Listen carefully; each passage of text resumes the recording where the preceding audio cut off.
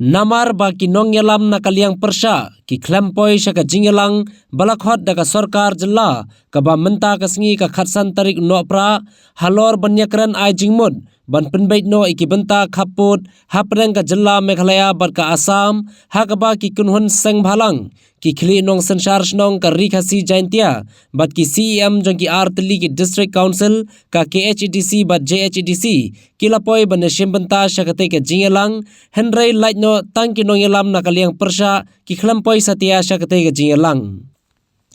halor kate ka benta habayo banyakran bat uba renik ton tongkhar uloong ba hakajing sisa lakmi lenti baki nong yalam kaliang persya bakin don lang hakate ka jingelang namar don kam yaki banya tailang namar bakade ka kam jong ka jelahi borok ka wei om tang jong ka sorkar henrei ka de na ka benta jong upai ba borok lang bat haba kimla banpoi syakate ka jingelang te omla li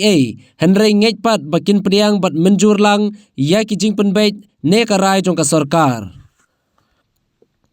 habayo pat banyakran berubah pensengan NSM halor kate uloong habayde baga jingkhot jong ka sorkar siki jingelang banyakran ban penbait ye ki benta khaput dehi banyadon lang habayde baga jingbha jong ka jella uloong ru Henry lese kamdan ka jingsha khot lang syakate ka jingelang lese kala bandon kano kadaw Henry watla kata hab ban wat bnia shwa naki yakata. Of course, as I said, we in fact expect that the opposition also to be with us because we all know that they are experienced, they have got lots of experience, they may be able to give us good input and discuss with the government, but they have not come in this meeting. So I think they all know the reason is best known to them,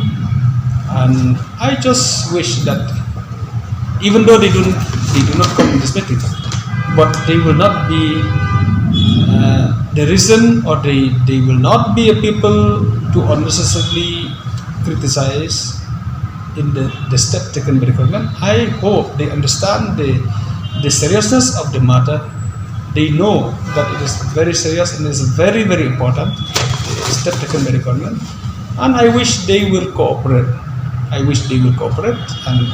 we will all rejoice because this is not the benefit of the government or any individual, but it is the benefit of the people of both the state. Don ka jingkhot na kaleng ka government kamtam ka bakum ka diga por ka bagilon kam ban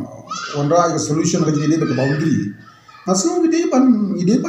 ya participate lang compare ka sarkar jongno ru habang idon ya ka jingthu ka babhana banda ka state tunai ka su perkhat bayola se ka kamdor kanu ka jingkhot lang khot so bhaban don ka se ka na ka daw ni ka taw mamtim na par ka farm so na ki